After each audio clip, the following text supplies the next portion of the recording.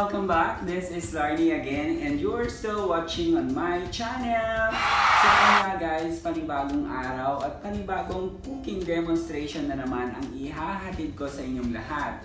So ngayon guys, welcome back kasi magluluto na naman ulit tayo. So mga ilang linggo din na hindi tayo nakapagluto dahil nga ang pinagbigyan natin ng tuon ng pansin ay yun nga gumawa ng reaction video for almost 1 month I think. So ngayon, I'm happy na magluluto ulit tayo. So balik kusina nga tayo at ngayon ay magpe-prepare tayo ng isa sa mga paborito ko or na actually na-categorize siya as an appetizer, pwede rin main dish. At ito nga yun ay ang buffalo wings. So ayun, samahan niyo ako dahil sa totoo lang, first time ko din ito nalutuin. So, excited na ako. So, as you can see guys, nandito na sa harap ko yung mga ingredients na kakailangan natin. At, actually, pag chop nyo pala siya guys, ika-cut nyo siya sa gitna, yung parang sa joints ng bone. So, dun nyo siya ika-cut. Ayan.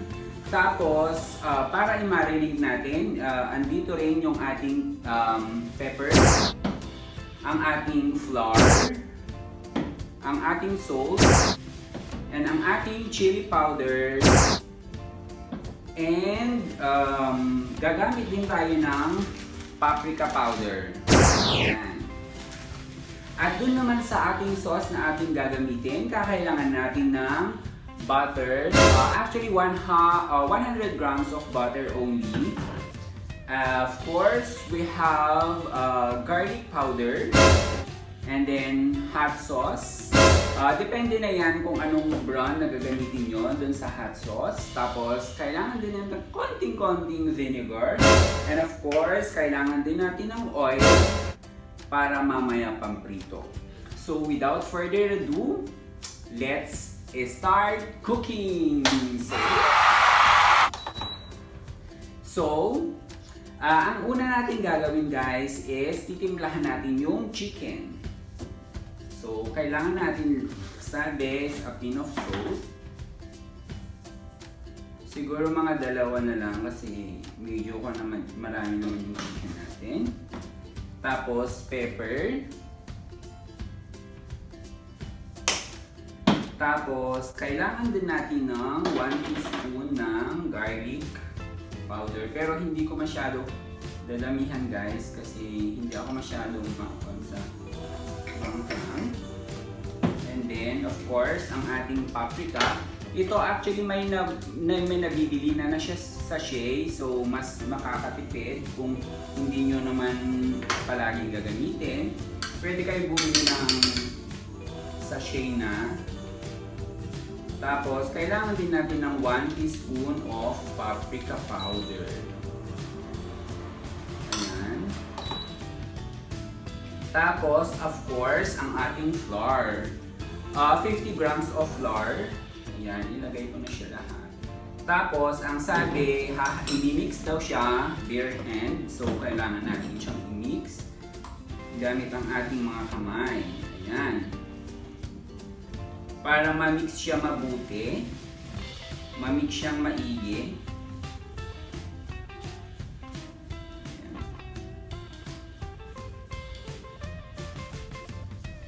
Ayan siya. Pag na-mix na siya guys, ilalagay muna natin siya sa freezer, ay sa ref, ng 1 hour. Ayan. So hi guys, since mainit na yung ating mantika, pwede na nating prituhin yung ating chicken wing. At ito na nga, bali tinanggal na natin siya sa ref after 1 hour. So magprepito na tayo. Ayan.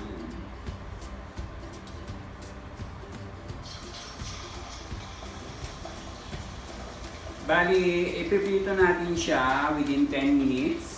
Pero depende kung luto na yung ating chicken wing. Pwede naman natin siyang i-adjust yung oras.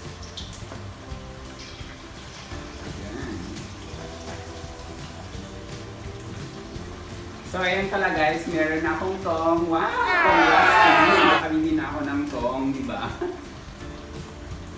At saka strainer, di ba? So bali, ipripito lang natin siya by batch.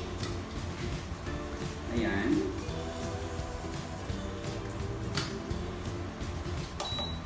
Pero of course, depende pa rin kung malaki yung kawali or lutuan or kung gumagamit ka ng deep fryer at kasya naman yung lulutuin mo, so pwedeng isang batch lang. So aantayin natin na maprito ang ating chicken wing. So hi guys, tayo ngayon nagpapatuloy sa ating pagluluto ng buffalo wings. At ito na nga, naprito na natin ang ating chicken wings. Ito na siya. So bali, iseset aside muna natin siya. At ngayon is, lulutuin na natin ang sauce. So sa sauce, gaya ng sinabi ko kanina, kailangan natin ng butter. Ito na siya. So, on na natin. Ayan. So bali, pag lalagay tayo ng butter, ako kasi is naglalagay na ako ng konting amount of oil para hindi siya masunog. So ayan, lagay na natin.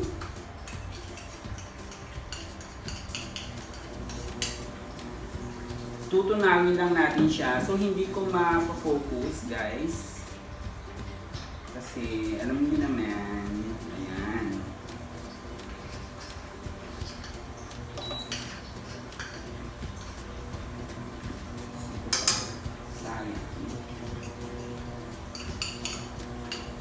And then after, pag natunaw na yung ating butter,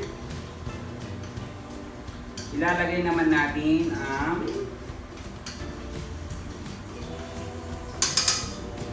hot sauce.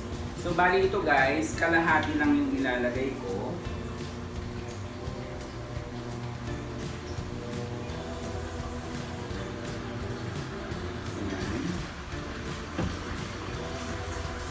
So, continuous lang yung ating paghalo. And then after,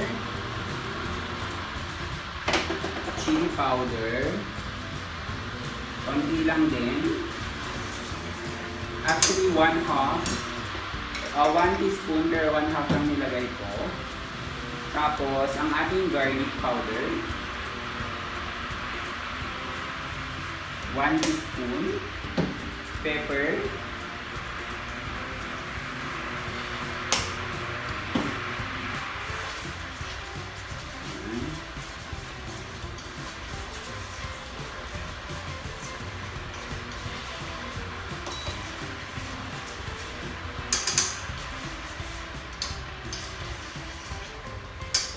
At lalagyan din natin ng konting-konti lang na vinegar.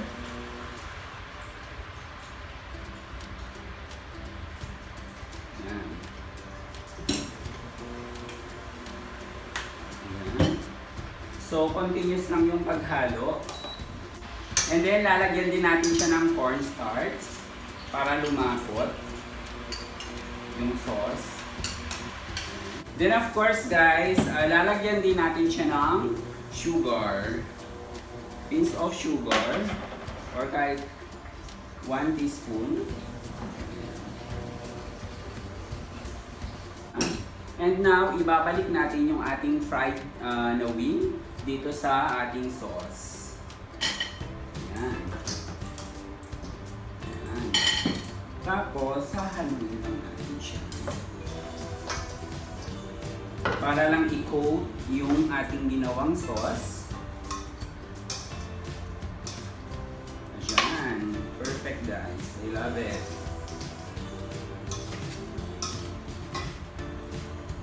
Ayan. Ay! Umapon. So there. Na-coat na siya. And we're done guys! Ito na nga, tapos na tayo na magluto ng ating buffalo wings at ito na nga ang outcome. Ayan. So bali ito na yung ating finished product at titikman natin siya later kung okay ba yung lasa, kung pwede ba siyang ibenta or gagawin or i-add sa ating menu. sa ating mga susunod na mga araw at susunod na mga order. So ayan nga guys, isa na namang recipe ang ating natunghayan ngayong araw at sana po palagi po kayong tumutok by hitting the bell button para po maging updated po kayo sa aking mga cooking demonstration pa na gagawin. So I think that's all for now guys. This has been Larnie saying goodbye everyone!